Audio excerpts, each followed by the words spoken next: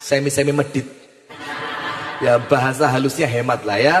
Bahasa halusnya hemat, ngirit. Nah, tapi aslinya ya medit sama. Nah, maka dengan itu untuk urusan nikmat yang maknawi, urusan nikmat yang materi itu ndak usah terlalu dikejar.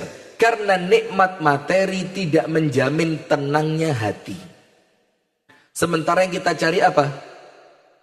Ketenangan, kebahagiaan, kenyamanan. Nah, maka orang hidup di dunia itu yang dicari 4, Bu. Secara level ya. Nggak usah ditulis. Boleh saya tulis.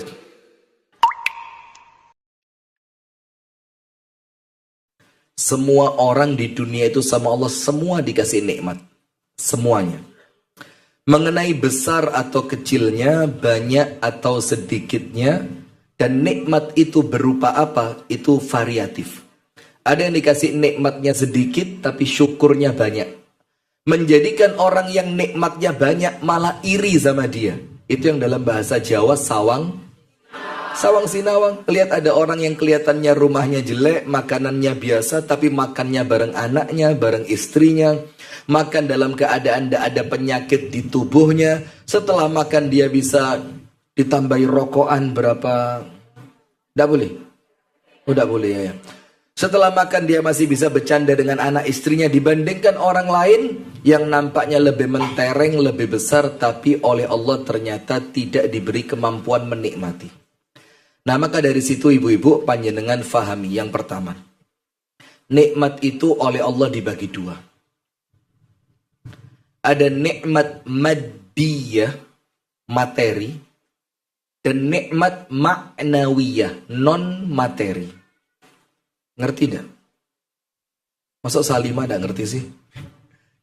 Ada nikmat materi, dan yang nomor 2 nikmat non materi. Di dalam agama Islam kita dituntut dan diajarkan serta dipandu untuk tidak terlalu sibuk dengan nikmat yang bersifat material. Karena apa? Nikmat, Masya Allah, kaget loh saya. Dalam Islam kita diajarkan, ada bapak-bapak juga ya, diajarkan, diarahkan, dan difahamkan untuk tidak terlalu sibuk dengan nikmat yang sifatnya material. Material itu, Bu, kebendaan. Ketok wujudnya gitu loh. Mobilnya enek, omai enek, tabungannya yo akeh, bojone yo akeh. Loh, saya udah prediksi tadi, pasti ada seru-serunya kalau begitu kan. Maka saya sempat ngomong sama Bu Vina tadi, saya jadi sedikit curiga sekarang. Ada sesuatu yang saya mulai mengganjal di Muntilan ini. Kemarin-kemarin gak kepikiran saya, setelah beliau ngomong, tapi Anda tidak tahu kan? Penasaran tuh bikin orang enak itu. Sudah? Karena apa, Bu? Tidak perlu terlalu risau dengan nikmat yang sifatnya kebendaan atau material. Karena itu jatah yang Allah beri tidak mungkin berubah. Kita di perut ibu kita dalam usia kandungan 4 bulan. 120 hari. Allah kirimkan seorang malaikat yang tugasnya apa? Meniupkan ruh. Kemudian mencatatkan 3 hal untuknya. Nomor 1, dicatat umurnya. Jadi untuk yang sedang sakit parah, ini sekarang banyak cerita, Bu. Ya Allah, mudah-mudahan Allah kasih sehat buat kita semua. Atau minimal kalau masih sehat, manfaatkan dengan baik. Banyak jamaah pengajian kami di Malang itu, semoga Allah berikan kesembuhan. Ada yang tiba-tiba kena kanker serviks. Tidak ada pembukaannya, artinya bukan pembukaan itu artinya tidak ada gejala, tidak ada tanda. Ada yang kanker payudara, ada yang kanker usus. Kok nampaknya sekarang kanker ini lagi banyak. Kemudian mereka itu kalau ngaji udah nggak ceria lagi. Udah yang biasanya jilbabnya rapi, yang biasanya mukanya ya kasih bedak lah walaupun tipis. Sekarang teko pengajian ini kayak wes ngenteni mati gitu loh. Terus saya bilang, ibu-ibu jangan takut. Sakit itu tidak mempercepat ajal. Anda sakit ataupun tidak, ajalnya tetap. Jadi walaupun Anda oleh Allah dikasih penyakit berat, terus langsung kepikiran, wah gak iso urip suwe mbek anakku. Engkau gak iso ndelok anakku rabi. Nanti le anakku wis rabi terus duwe anak aku gak iso gendong. Putu. Itu ndak usah kepikiran. Itu bukan karena sakit, tapi memang ajalnya sudah datang. Jadi ndak usah khawatir. Nah, maka kalaupun minimal panjenengan masih oleh Allah diberikan kesehatan, manfaatkan dengan sebaik-baiknya. Nah, sudah. Maka yang pertama yang Allah tuliskan apa? Melalui malaikat tadi, ajaluhu, ajalnya. Dan ajal itu artinya batas akhir dari usianya. Entah berakhir dengan sakit, atau berakhir dengan na'udzubillah kecelakaan, atau berakhir tenang di atas kasur ditemani semua istri dan anak-anaknya. Itu urusannya Allah Subhanahu wa ta'ala. Tapi yang pertama, ajal tidak mungkin berubah. Panjenengan dicatat 70 tahun ya 70. Mau sehat walafiat, seger waras, panu gak duwe. Tapi kalau Allah bilang 70 berangkat, ya sudah berangkat. Ada orang yang sudah sakit parah bertahun-tahun, yuk gak berangkat-berangkat. Kan itu namanya apa? Ajal. Nomor 2, nasib. Nasib itu boleh jadi menjadi orang yang beruntung, atau Allah takdirkan menjadi orang yang tidak beruntung. Syaqiyun au sa'id. Syaqi itu uripe koyo gak penak terus. Sa'id hidupnya penuh dengan kebahagiaan. Yang ketiga, Allah tuliskan apa? Rizquhu, rezekinya. Nah, sampai Al-Imam Al-Ghazali dalam kitabnya Minhajul Abidin itu nulis apa? Kerja kerasmu ndak nambahi rezeki, malesmu tidak ngurangi rezeki. Tapi kalau jatah rezekimu banyak, tidak mungkin Allah catatkan kamu malas, itu tidak mungkin. Tapi kalau rezekimu sedikit, tidak mungkin kamu dijadikan orang semangat, tidak mungkin. Artinya rezekinya tulisannya titik, mulai awal oleh Allah disetting malas. Tapi kalau bakal dapat rezeki besar, dari awal oleh Allah panjenengan disetting apa? Rajin, disiplin, gemi, ngerti gemi? Apa? Semi-semi medit. Ya bahasa halusnya hemat lah ya. Bahasa halusnya hemat, ngirit. Nah, tapi aslinya ya medit sama. Nah, maka dengan itu untuk urusan nikmat yang maknawi, urusan nikmat yang materi itu ndak usah terlalu dikejar. Karena nikmat materi tidak menjamin tenangnya hati. Sementara yang kita cari apa? Ketenangan, kebahagiaan, kenyamanan. Nah, maka orang hidup di dunia itu yang dicari 4, Bu. Secara level ya. Nggak usah ditulis. Boleh saya tulis. Yang pertama, orang hidup di dunia itu yang dicari nomor 1 bahagia dulu. Maaf, bukan bahagia, seneng. Nah, kalau levelnya baru seneng, level anak kecil. Terus pokok aku seneng. Udan-udan gak mikir loro, yang penting seneng. Dulinan bal-balan, gak makan, yang penting seneng. Gak peduli kalau nanti pulang dia bakal masuk angin. Itu anak kecil yang dicari yang pokok seneng. Nah, kalau sekarang panjenengan masih punya suami sing senengane pokok seneng, yaitu masih anak-anak. Mau kemana mas? Kafe. Lo sudah jam 10 loh mas. Gak apa-apa lah, aku seneng kok. Lah ini sudah mulai panjenengan perlu berpikir untuk ganti suami. Kalau ganti suami bapak-bapak merengut. Kalau kita ngomong ganti istri, angkat jempol. Nanti Pak ada waktunya Pak, sabar Pak. Sudah, itu seneng. Nomor 2, bahagia. Karena seneng belum tentu mengantarkan kebahagiaan. Saya kasih contoh. Maaf ya, ini contohnya rotok kusruh. Tapi yo, memang ini contoh yang paling mudah untuk difahami. Tapi panjenengan jangan berpikir yang jelek, nggih. Apa contohnya? Orang berzina seneng apa enggak? Seneng. Kalau enggak seneng, ngapain dia berzina? Iya apa enggak? Tapi apakah perzinaan itu mengantarkan dia untuk bahagia? Enggak. Itulah bedanya bahagia dengan senang. Kalau senang sekedar fisik. Kalau bahagia mulai masuk ke dalam hati. Itu level kedua. Yang dicari apa? Ya apa aku iso bahagia. Dan terkadang bahagia itu justru dengan membahagiakan orang lain. Panjenengan nyimpen duit di bank miliaran. Terkadang bahagianya justru ketika Anda kasihkan 10 juta kepada panti asuhan. Itu malah bahagianya malah muncul. Padahal miliarannya sudah bertahun-tahun kesimpan di bank. Cuma seneng, nyeneng nomor 4, ndelok buku rekening, tapi bahagia belum masuk. Yang ketiga levelnya apa? Tenang. Seneng, bahagia, tenang. Tenang itu apa sih? Ayem. Ayem. Nggak wis, ya tenang. Gak tahu, tenang itu tenang, paham kan tenang? Mau tak kasih contoh? Jenderal Polisi Susno Duaji. Ini nyebut nama tidak apa-apa karena contoh baik. Jenderal Polisi Susno Duaji itu purnawirawan, tahu kan Susno Duaji yang kasus cicak dan jangkrik dulu? Cicak sama apa itu? Cicak buaya. Itu kan beliau sempat merasa kayak direndahkan gara-gara nangkepnya dianggap tidak etis lah. Masa seorang jenderal ditangkapnya di bandara, kemudian dikunci di toilet, macam itu kita tidak penting lah. Tapi setelah semua kasus itu selesai, beliau kemudian kemana? Pulang kampung. Jadi apa? Petani durian, petani sayuran, petani padi, beliau nanam buah-buahan. Terus ketika semakin nyaman dengan pertaniannya, beliau itu mulai bikin Facebook. Ketika manen di live sama beliau, ketika beliau nanam, nampak ceria gitu. Terus ketika ditanya, Pak Susno, apa nggak pengen balik ke Jakarta? Jawaban beliau apa? Di sini saya tenang. Di sini saya tenang. Kenapa? Karena ketenangan itu di atas kebahagiaan. Banyak orang bahagia tapi tidak tenang. Kenapa? Ayo jawab. Bahagia tapi kok tidak tenang?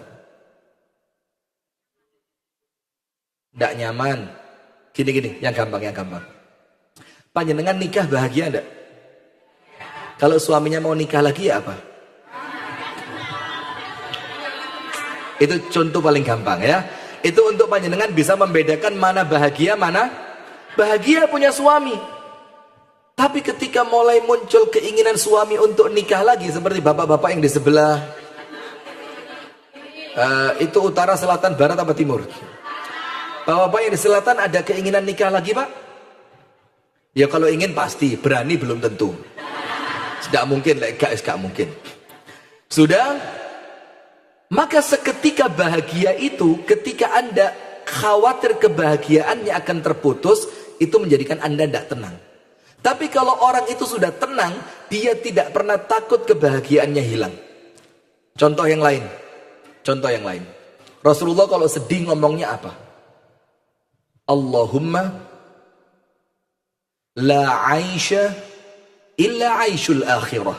Ya Allah, tidak ada kehidupan yang aku cari kecuali kehidupan akhirat. Kenapa? Karena Rasulullah menghibur dirinya. Dunia boleh hilang, teman boleh pergi, istri boleh meninggal dunia, anak-anak boleh meninggalkan, semuanya. Tapi tidak kehilangan akhirat, itulah yang menenangkan. Karena kalau akhirat tidak ada orang kehilangan. Tidak ada di akhirat jalu-jaluan, bojomu tak pek yo. Tidak ada. Tidak ada di akhirat. Tuku tanah yo 5 meter tak gaya ini. Tidak ada. Akhirat itu tidak ada sirnanya. Itu yang menjadikan ketenangan itu kalau hati kita terikat dengan akhirat. Yang terakhir apa yang dicari manusia? Senang, bahagia, tenang. Penutupnya apa? Ya betul, tapi bahasanya yang keren lah. Puas? Bu, itu lewat sudah. Puas itu yang pertama itu loh, sekedar seneng itu loh. Wajah mencerminkan pikiran loh, Bu. Nggak ada, guyon ya, bercanda. Sudah, yang terakhir apa, Bu? Rabbana atina fid dunya hasanah wa fil akhirati hasanah wa qina adzabannar.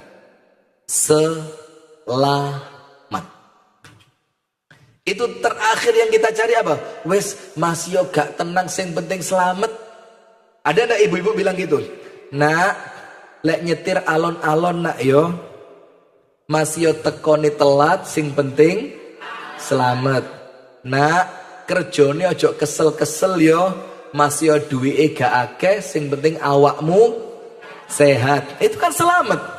Selamat dari penyakit, selamat dari celaka, dan puncaknya nanti di akhirat selamat dari panasnya api neraka. Nah, maka dalam Islam, Bu, panjenengan tidak diributi dengan nikmat material. Karena itu urusannya Gusti Allah.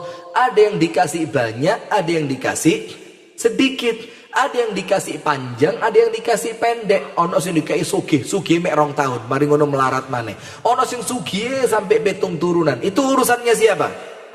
Dalam keadaan nikmat materi tidak menjamin ketenangan hati, maka yang dicari apa? Nikmat yang bersifat maknawi. Apa nikmat itu? Ketemu nikmatnya ibadah, ketemu nikmatnya duduk di majelis ta'lim, ketemu nikmatnya ketemu teman-teman yang salihah, ketemu nikmatnya ketika berdoa kepada Allah. Maka ada satu makna doa yang kita sekarang tidak dapat. Secara khusus doa, secara umum ibadah. Panjenengan sampai tidak berita di Jawa Tengah ini, di Jawa Timur ada beberapa tempat terawih 23 rakaat yang kemudian selesai dalam waktu kurang dari 10 menit. Atau di sini juga ada. Ah, bagus ya. Itu saya sarankan ibu-ibu yang overweight itu diagendakan saja 3 bulan penuh, 30 hari penuh, itu agendakan terawihnya ke sana terus, insya Allah nanti. Tapi kan sehat, berat badan turun, langsing, singset, nggak pengen. Wes, nggak usah bahas itu. Sudah, apa yang hilang dari ibadah kita sekarang, Bu? Ibadah kita itu sekarang kehilangan al-ladzah, kelezatan. Orang zaman dulu, Bu, ibadah itu bukan menggugurkan kewajiban. Pengajian senden, itu bukan begitu. Loh kok ya pas noleh gitu ya. Guyon. Sudah, mereka itu bukan ibadah untuk menggugurkan kewajiban, tapi bagaimana mereka beribadah yang di dalam ibadahnya itu mereka merasakan kelezatan. Mau contoh? Seorang sahabat Nabi, lezat. Jadi jangankan ibadah, iman itu kan ada rasanya kan, sampai ada istilah halawatul iman, manisnya iman. Artinya kalau kita belum sampai menemukan manisnya iman, terus ceritanya yang saya ceritakan sebelum kesini, di sini juga Sumayyah yang mati syahid pertama dalam agama Islam, ditusuk pakai besi panas. Kita tidak akan sampai ke cerita itu kalau manisnya iman belum kita fahami. Nah, maka para sahabat Nabi, salah satu ceritanya apa? Ada yang ditugaskan untuk menjaga pasukan, yang lainnya istirahat, tidur. Ada 2 orang disuruh ribat. Ribat itu njogo pasukan gak oleh turu. Sudah. Maka mereka berdua ini gantian. Daripada kita ketiduran bareng, gini aja, kamu tidur dulu, saya jaga. Nanti kalau saya sudah ngantuk, kamu tak bangunin, ganti kamu yang jaga. Sudah, ya Her, kamu jaga dulu, saya tidur. Ternyata jaganya sambil sholat. Akhirnya diincar sama musuh, ditembak pakai anak panah. Cuk. Masuk anak panah pertama, tembus ke depan. Masuk anak panah kedua, tembus ke depan. Sampai masuk anak panah ketiga, baru geblak. Ngerti geblak? Oh iya, Jawa juga ya. Geblak. Setelah dia geblak, jatuh, tersungkur, menjatuhi temennya tadi yang sedang tidur. Temennya kaget. Dibilang apa? Lima la tuqidhni fi ular ramyah. Kenapa kamu tidak bangunin saya pada tusukan anak panah yang pertama? Kenapa kok kamu sampai nunggu di panah 3 baru kamu geblak, baru kamu bangunin saya? Dibilang apa? Karihtu an aqta'a tilawati fa inni dakhaltu fi ladzatil ayah. Saya ndak seneng mutus bacaan Quran karena pas saya baca tadi, pas saya merasa nikmat banget dengan ayat yang saya baca, maka saya ndak seneng terputus dengan panah itu. Cuma ketika panah yang ketiga, tubuhku sudah tidak kuat. Jadi yang mereka ibadah itu dicari kelezatannya. Kalau kita sekedar gugur kewajiban. Gugur apa? Gugur? Apa gugur gunung itu? Kerja bakti. Nah, sudah. Contoh yang lain. Dalam kisah yang diceritakan oleh Al-Imam Ibnu Qudamah Al-Maqdisi, ada seorang laki-laki berangkat jihad. Setelah berangkat jihad cukup lama, kemudian setelah dia pulang, istrinya dandan cantik. Kalau panjenengan tidak usah dandan, sudah cantik. Dandan malah elek. Ini istrinya dandan apa? Cantik jelita. Istrinya masak makanan yang lezat. Setelah suaminya pulang dari masjid sholat isya, kemudian suaminya diajak makan malam, dalam keadaan istrinya udah siap ini bu.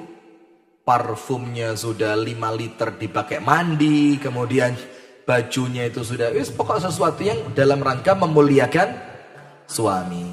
Setelah selesai makan, suaminya bilang apa? Adzin li bi an atawassala an uwasila ma'a rabbi. Izinkan dulu sebentar, saya mau connecting dengan Allah Ta'ala. Masuk ke tempat sholatnya. Saya mau laporan dulu sama Allah. Kalau bahasa gampangnya mungkin gitu ya. Masuk dia ke tempat sholat. Istrinya nyiapin kamar. Anda tahu keluarnya kapan? Adzan subuh. Sampai istrinya ketika suaminya dengar adzan subuh, masuk ke kamar istrinya marah. Terus si suami bilang apa? Kenapa kamu ndak ingetin saya? Kenapa kamu ndak ingetin saya? Padahal kalau kamu masuk ke tempat sholat saya, kamu ingetin saya akan inget kalau ada kamu, saya akan datang ke kamarmu. Tapi tadi malam saya membaca ayat-ayat yang begitu menenangkan hati saya, begitu lezat saya rasakan ayat itu, sampai saya lupa ada kamu. Bayangin, sholat tahajud sampai lali duwe bojo. Kalau panjenengan eling bojo sampai gak tahajud, sama apa enggak? Ya sama, ada bojonya, ada tahajudnya ya. Coba baik. Nah, maka itu yang dari kita sekarang mulai hilang bu. Termasuk doa. Panjenengan berdoa harapannya apa sih? Sama, saya juga. Mesti kita kepingin dongone gak suwe-suwe, kabule cepet. Podo kabeh. Mau Jawa Timur, Jawa Tengah, Jawa Barat, mau Sumatera, mau Eropa, mau podo. Tapi para sahabat di zaman dulu bu, berdoa itu yang mereka cari apa? Kelezatan bermunajat dengan Allah. Sehingga semakin doanya tidak cepat diterima, mereka tidak kecewa. Karena apa? Karena mereka tidak diterima pun saya sudah merasakan kelezatannya. Nah, maka dengan itu ada satu riwayat ketika seorang hamba doanya wayai diterima oleh Allah, sudah waktunya diterima, malaikatnya laporan, ya Rabbi, waktunya doanya dia diijabah. Kata Allah apa? Ajil wa akhir. Tunda dulu. Undurno titik. Apa kalau bahasa muntilannya apa? Undurno titik itu. Pending. Keren. Keren muntilan pending. Masya Allah. Ya. Kata Allah Ta'ala apa? Pending dulu. Pending itu ditunda. Terus malaikatnya bilang, ya du'ulaka tulaz zaman. Ini doanya wis kedawan ya Allah, kesian dia nunggunya kelamaan. Kenapa waktunya diterima kok masih ditunda? Apa kata Allah Ta'ala? Saya seneng dengerin dia kalau malam berdoa sambil nangis. Bayangin, bukan cuma nyeneng no panjenengan, tapi doa panjenengan itu bikin Allah seneng. Nah, itu loh bu yang hilang dari ibadah kita sekarang. Nah, maka nikmat yang kita cari, nikmat yang kedua, walaupun gak duwe bondo, walaupun awake loro, masih yo gak sepiro ayu, gak sepiro ganteng, duit gak sepiro akeh, tapi atine oleh Allah dipenuhi dengan kenikmatan. Faham? Nah, maka dengan itu jangan pernah iri dengan nikmat yang Allah berikan kepada orang lain, karena Anda juga tidak tahu apa yang Allah telah ambil dari dia. Kadang-kadang enak, soge, ginjalnya tinggal satu, tahu? Saya mau cerita di sini tidak enak karena orangnya nonton live saya terus, tidak diceritain tapi saya pengen cerita. Ada satu orang kaya raya lop itu pol, diwalik. Kalau karena orang Malang itu kalau ngomong suka walian. Bakso dibalik apa?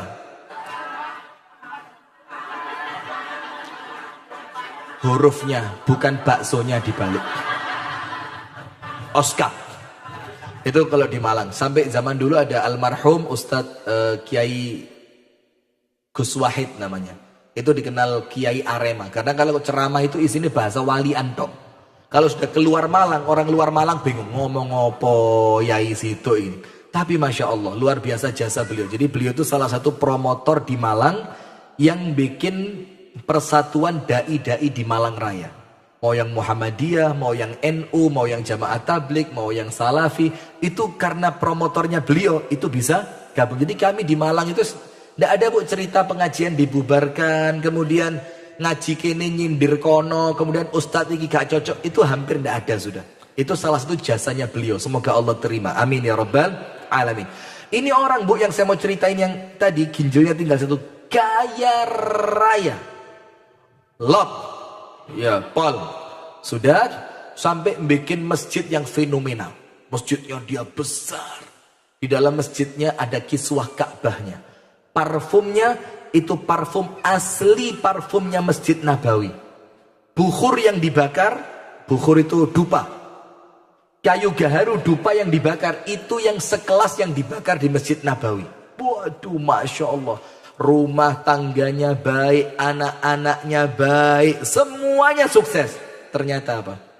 Ginjalnya tinggal satu, separuh-separuh sama istrinya. Jadi ketika dia berobat ke Singapura, dicari donor sampai sekitar 3 bulan, tidak ketemu yang pas. Akhirnya, the last option, you know, apa? Iya, pilihan terakhir, peluang terakhir dicek punya istrinya. Subhanallah, Masya Allah, Tabarakallah, sama. Akhirnya ditanya istrinya, bagaimana ini suamimu keadaannya begini, ini yang cocok ternyata cuma ginjalmu. Kata istrinya, loh jangankan ginjal. Pret. Tenang nih. Jangankan ginjal, kata istrinya, saya meninggal pun untuk suami saya tidak apa-apa. Gini. Sampai sekarang akhirnya apa? Ahli ibadah, punya masjid, sodakohnya banyak, tapi ginjalnya tinggal. Kalau saya tawari panjenengan, ginjal tinggal 1, tapi dikasih duit 1 miliar, dan makannya gak boleh sembarangan, gak oleh mangan lalapan pedes wis gak oleh, makan iwak gereh wis gak oleh, makan ikan asin gak boleh, tengkleng, kicik, segala macam sudah gak boleh, tapi punya duit 1 miliar. Anda tahu 1 miliar itu azab buat panjenengan, duit tapi gak oleh tuku apa-apa. Temennya makan duren, Anda duit nyekel. Aku tuku gak mesi, sak bakule tak tuku iso. Tapi gak boleh makan, tersiksa apa ndak? Ya karuan ginjal lengkap, istri 4, duit banyak. Allahumma amin. Setuju bapak-bapak? Senyumnya menakutkan. Sudah, maka itu